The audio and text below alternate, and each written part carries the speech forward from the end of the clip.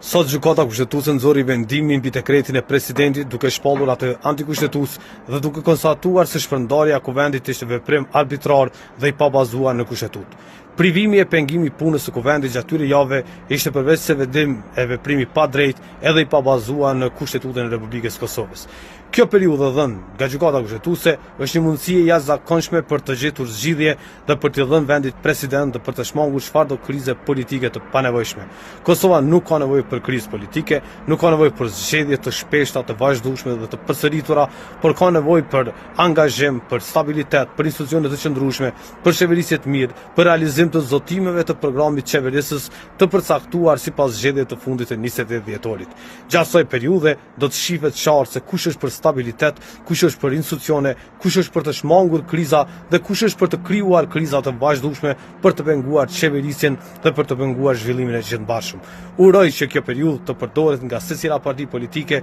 për të gjetur një zgjidhje dhe për të krijuar konsenzusin e nevojshëm që Kosovës t'i japim presidentin e Republikës apo presidentin e Republikës dhe kësaj të shmangun këto krizat artificiale si kalkulim i ngushtë e i përkohshëm politik për parti e për individ të caktuar. Kosova ka nevojë për stabilitet, për institucione, për qeverisje të mirë, për zhvillim dhe për luftë kundër korrupsionit. Natyrisht, qeveria Kurti duhet të vazhdojë punën e nisur e në përputhje me rezultatin e zgjedhjeve të 28 dhjetorit.